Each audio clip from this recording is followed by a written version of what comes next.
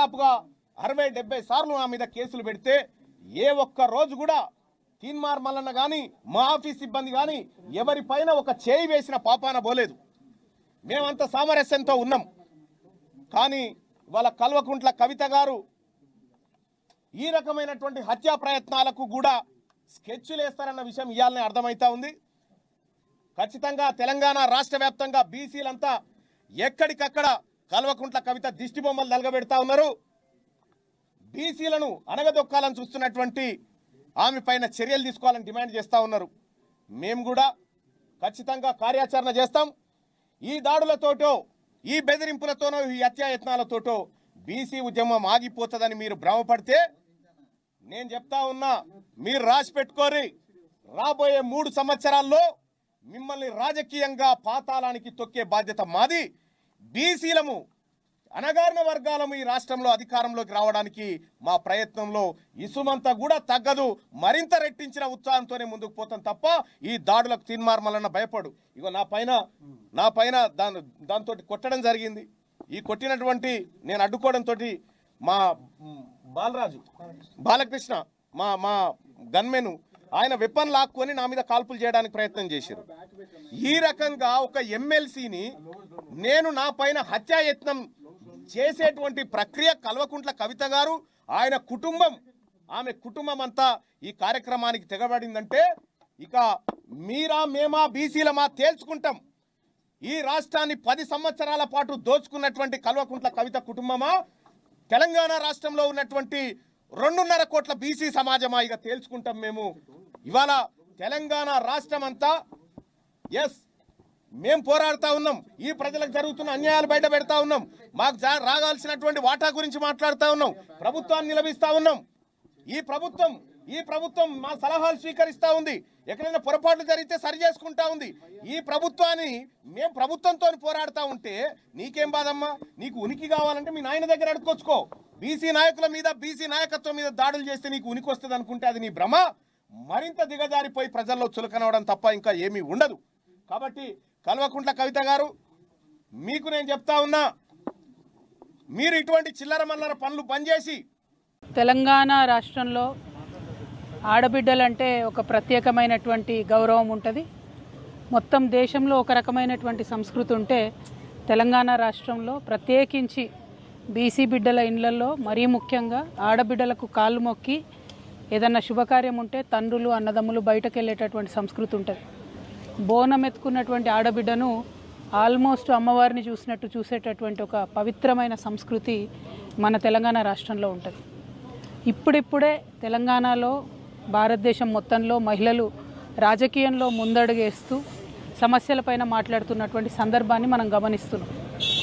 మహిళలు రాజకీయాల్లోకి వచ్చినటువంటి వారిని చాలా పరుషమైనటువంటి పదజాలంతో ఒక బాధ్యతాయుత పదవిలో ఉన్నటువంటి వ్యక్తులు విమర్శ చేస్తే మరి వాళ్ళు వచ్చేవాళ్ళు కూడా రాకుండా వెనక్కి తగ్గేటటువంటి పరిస్థితి ఉంటుంది.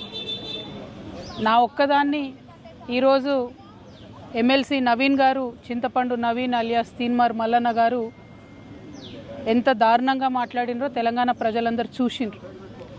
అసలు మేము ఆడబిడ్డలు అట్లాంటి మాటలు కనీసం మా నోటితో కూడా ఉచ్చరించేటటువంటి పరిస్థితి కూడా ఉండదు. సిగ్గు అనిపిస్తుంది, నిజంగా బాధ అనిపిస్తుంది. ఎందుకు రావద్దా? ఆడపిల్లలు బయటికి రావద్దా? రాజకీయాల్లో ఉండొద్దా? చెయ్యొద్దా రాజకీయం? ఏం మాటలు ఇవి? అంశం మీద మాట్లాడాలనుకుంటే, ఇష్యూ మీద మాట్లాడాలనుకుంటే ఇష్యూ బేస్డ్ మీద మాట్లాడండి. దాదాపు 1.5 year నుండి తెలంగాణ జాగృతి నుండి బీసీ అంశాల్లో మేము అగ్రభాగాన నిలబడి పోరాటం చేస్తున్నాం. నేను ఏ ఒక్కనాడు కూడా తీన్మార్ మల్లన్న గారిని ఒక్క మాట కూడా అనలేదు. నేను అసలు ఆయన నన్ను ఎందుకు అన్నాడో కూడా నాకు తెలియదు. నన్ను అనాల్సిన సందర్భం ఏందో కూడా నాకు తెలియదు. సరే, ఆయనకి ఏం కోపం ఉందో లేకపోతే ఎవరన్నా ప్రేరేపించిండ్రో ఎందుకన్నారో నాకు తెలియదు. తీన్మార్ మల్లన్న గారిని మాత్రం నేను ఒకటి రిక్వెస్ట్ చేస్తూ ఉన్నా, మీరు బీసీ బిడ్డ కాబట్టి ఏది పడితే అది మాట్లాడితే చెల్లిపోతుందంటే కరెక్ట్ కాదు. గుర్తుపెట్టుకోండి మల్లన్న గారు, తెలంగాణ ప్రజలు ఎక్కువ కాలం పరుష పదజాలాన్ని సహించరు. మీరు ఎటు పడితే అటు మాట్లాడితే చూసుకుంటే ఎవరు ఊరుకోరు. మీరు మాట్లాడిన దానికి డెఫినెట్గా ఆవేశం వచ్చి మా కార్యకర్తలు, మా నాయకులు ప్రజాస్వామ్యబద్ధంగా ప్రొటెస్ట్ చేయడానికి వచ్చిర్రు. అయితే మీరు కాల్పులు జరుపుతారా? సామాన్య ప్రజల మీద కాల్పులు జరిపేంత అంత క్రూరత్వం ఎందుకు? ఏంది ఇది? ఏం వైఖరి ఇది? ఏం వైపరీత్యం ఇది?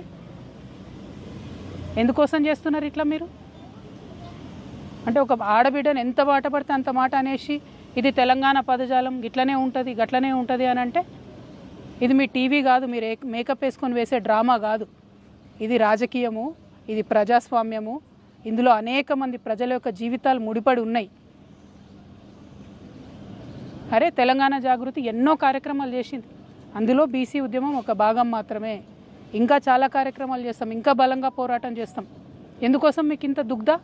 ఎందుకోసం? ఒక ఆడబిడ్డ రోడ్డు మీద నిలబడి ప్రశ్నిస్తే తట్టుకోలేకపోతున్నారా? నాలాంటి వాళ్ళను కోట్లాది మందిని తయారు చేస్తా ఏమనుకుంటున్నారో మీరు? మేము అనుకుంటే, ఆడబిడ్డలు అనుకుంటే కనీసం ఇంట్లోకి వెళ్ళి బయటకు వెళ్ళలేరు. మీరు ఆలోచన చేసుకోవాలి. మల్లన్న గారు ఎవరి కోసం మాట్లాడుతున్నారు మీరు? నేను ఇవాళ రాష్ట్ర ముఖ్యమంత్రి గారిని కూడా అడుగుతున్నా. ఈ మల్లన్న గారు నిన్న మధ్యాహ్నం ఈ టైంకి ఈ మాట మాట్లాడితే ఇంతవరకు నేను ముఖ్యమంత్రి గారికి ఒక సహచర ఎమ్మెల్సీని ఇంతవరకు కనీసం ముఖ్యమంత్రి గారు మాట్లాడలే. ఆ రోజు వారి కుటుంబ సభ్యుల మీద మాట్లాడితే ఇద్దరు ఆడపిల్లల్ని, యూట్యూబర్స్ని, జూనియర్ జర్నలిస్టులని పట్టుకపోయి మీరు జైల్లో పెడతారా? ముఖ్యమంత్రి గారు నేను మిమ్మల్ని డిమాండ్ చేస్తూ ఉన్నా, మీరు తక్షణమే మల్లన్న గారిని అరెస్ట్ చేయకపోతే మల్లన్న గారితో ఈ మాటలు మాట్లాడించింది మీరే అని కూడా తెలంగాణ ఆడబిడ్డలు అందరూ అనుకునేటటువంటి పరిస్థితి వస్తుంది. మీ కుటుంబానికి ఒక న్యాయం, తెలంగాణ ఆడబిడ్డలందరికీ ఇంకో న్యాయం ఉంటుందా? ఎంత ఆవేదనగా మాట్లాడినారు ఆ రోజు అసెంబ్లీలో ముఖ్యమంత్రి గారు. మా ఆడబిడ్డలు అంటారా, మా కుటుంబాన్ని అంటారా అని. ఇవాళ నేను తెలంగాణ ఆడబిడ్డను కాదా? తెలంగాణ ఉద్యమంలో పనిచేయలేదా? తెలంగాణ బీసీల కోసం పనిచేస్తలేనా?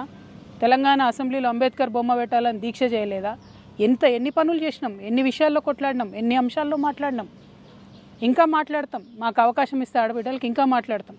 ముఖ్యమంత్రి గారు నేను డిమాండ్ చేస్తూ ఉన్నా, ఎట్టి పరిస్థితుల్లో వెంటనే తీన్మార్ మల్లన్న గారిని అరెస్ట్ చేయాలి. మేము రేపు ఉమెన్స్ కమిషన్ కూడా వెళ్తాం, నేషనల్ ఉమెన్స్ కమిషన్ కూడా వెళ్తాం. ఇవాళ చైర్మన్ గారికి ఇచ్చిన రిప్రజెంటేషన్లో కూడా నేను అదే చెప్పిన, హౌస్ సెషన్లో లేదు కాబట్టి ప్రివిలేజ్ మోషన్ నేను మూవ్ చేయలేను, కాబట్టి ఎథిక్స్ కమిటీకి మీరు రిఫర్ చేయండి. అట్లానే చైర్మన్ గారికి డిస్క్రిషనరీ పవర్స్ ఉంటాయి, అంటే చాలా అసాధారణమైనటువంటి పవర్స్ ఉంటాయి. ఆ అసాధారణమైనటువంటి పవర్స్ యూజ్ చేసి తీన్మార్ మల్లన్న గారిని వెంటనే ఎమ్మెల్సీ నుండి సస్పెండ్ చేయమని కూడా నేను డిమాండ్ చేస్తూ ఉన్నాను.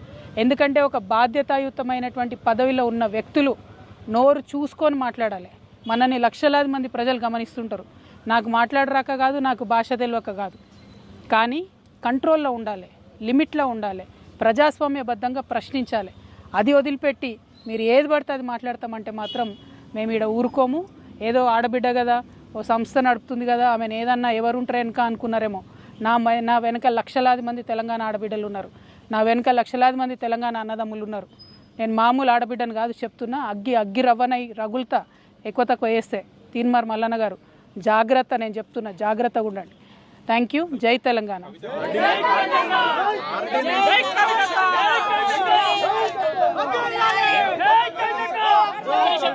ఆర్డినెన్స్కు కవితకు సంబంధం లేదు, ఎందుకు మాట్లాడదు, ఎందుకు సంబరాలు చేసుకున్నారని నేనేమంటున్నా తీన్మార్ మల్లన్న గారు బీసీ ఉద్యమానికి సంబంధించి నన్నెందుకు ప్రశ్నిస్తున్నారు? అసలు నేను ఇచ్చేదాన్న ఆర్డినెన్స్ తెచ్చేదాన్ని. నేను మీలాగానే ఉద్యమం చేస్తున్నా, ఆయన ఉద్యమం చేస్తున్నారు. అసలు నేను ఆయన ఎప్పుడన్నా ఏమన్నా అన్నానా? ఆయన అంతటా ఆయన వచ్చి నా మీద ఎందుకు మాట్లాడుతున్నారు అంటే నాకు వ్యతిరేకులు ఎవరు ఆయనను ప్రేరేపిస్తున్నారా? అది ముఖ్యమంత్రి గారు ప్రేరేపిస్తున్నారా? ఎవరు ప్రేరేపిస్తున్నారు మరి? ఎందుకంటే ఈయన మాట్లాడి 24 గంటలు అయిపోతే ప్రభుత్వం కనీసం చర్య తీసుకోలే. మీ మీద ఒక ట్వీట్ పెడితే రాత్రికి రాత్రి చిన్నపిల్లల్ని ఎత్తుకపోయి జైల్లో పెడుతున్నారే. మీ మీద ఒక ఫేస్బుక్లో కమెంట్ పెడితే ముఖ్యమంత్రి గారు అరెస్ట్ ప్రత్యేక బృందాలను పెట్టి వెతికి మరీ అరెస్ట్ చేస్తున్నారే. ఒక ఎమ్మెల్సీని, ఒక ఆడబిడ్డని. ఇదేనా మీరు తెలంగాణ ఆడబిడ్డలకు ఇచ్చే రక్షణ? అందుకే క్రైమ్ పెరిగిపోతున్నది. ముఖ్యమంత్రి గారు ఇంత అలుసుగా ఉంటున్నారు మహిళలను ఏమన్నా కూడా. కాబట్టి ఇక సాధారణ మహిళల పరిస్థితి ఏందండి? ఓ పదవిలో ఉన్న ఎమ్మెల్సీకే ఇటువంటి గతి ఉంటే ఈ రాష్ట్రంలో సాధారణ మహిళల పరిస్థితి ఏంటి చెప్పండి? ముఖ్యమంత్రి గారు చర్యలు తీసుకోవాలి. ఆయన తీన్మార్ మల్లన్నకి ఏం సంబంధం ఉంది? ఆయనను ఏమన్నా నేను అసలు ఎప్పుడూ ఏమనలేదు. నేను ఇన్ని 1.5 years నుండి బీసీల కోసం కూడా ఒక్క సెకండ్ కూడా నేను ఆయన గురించి మాట్లాడలేదు. ఆయన ఎందుకు నా గురించి మాట్లాడాలి? First point. సెకండ్ పాయింట్, ముఖ్యమంత్రి గారు మాత్రం చూసి చూడనట్టుగా ఈ వ్యవహారంలో ఊరుకుంటే తెలంగాణ ఆడబిడ్డలందరం కూడా ఇది మాకు అవమానంగానే భావిస్తాం. కానీ నేను ఇంకా బలంగా సమస్యల మీద కొట్లాడుతూనే ఉంటా. వెనక్కి తగ్గే క్వశ్చనే లేదు. మిమ్మల్ని మాత్రం నేను ఇవాళ కోరేది ఒకటే, ఆడబిడ్డల్ని గౌరవించడం నేర్చుకోండి. ఇలా బోనాలు మాంకాలమ్మ బోనాలు పొద్దున్న లేచి నేను బోనాలకు పోయేది ఉండే, అది బంద్ పెట్టుకొని ఇదే దుకాణం నడుస్తుంది పొద్దున్న నుంచి. ఎందుకు ఇవన్నీ? నేను ఒకటేనండి, ప్రజా సమస్యలు ఎవరన్నా మాట్లాడవచ్చు, ఎవరన్నా ప్రజా సమస్యలు మాట్లాడవచ్చు. తెలంగాణ జాగృతి అనేక ఉద్యమాలు చేసింది, అందులో బీసీ ఉద్యమం ఒకటి. మా సంస్థకున్న నిబద్ధత ఏంటంటే మేము ఏదైనా అంశం ఎత్తుకుంటే అది సాల్వ్ అయ్యేదాకా దించం. మహిళా బిల్లు ఎత్తుకున్నా దించలేదు, ఏ అంశమైనా సాల్వ్ అయ్యేదాకా దించం. అంబేద్కర్ విగ్రహం అయినా కానీ ఏదైనా కూడా ఇష్యూ సాల్వ్ అయ్యే వరకు దించం. బీసీ ఉద్యమం కూడా అంతే, ఇష్యూ సాల్వ్ అయ్యే వరకు దించే ప్రసక్తే లేదు. అటువంటి కమిట్మెంట్, అటువంటి నిబద్ధత ఉన్న సంస్థ కాబట్టి మా మీద రాళ్ళు పడతాయి, కరెక్టే. కాకపోతే ఈయన వ్యక్తిగతంగా ఎందుకు అనాలే నన్ను అని దానికి తెలంగాణ పడికట్టాను కవరింగ్ ఇచ్చుకుంటే, చూస్తూ ఊరుకుంటే, చూస్తూ వదిలేస్తే ఈ జాడ్యం పెరిగిపోతుంది, తెలంగాణ అంతా వ్యాపిస్తుంది. కాబట్టి దయచేసి ప్రజాస్వామ్యవాదులందరూ కూడా ఆడబిడ్డల పక్షాన్ని నిలబడాలని కోరుతున్నాను.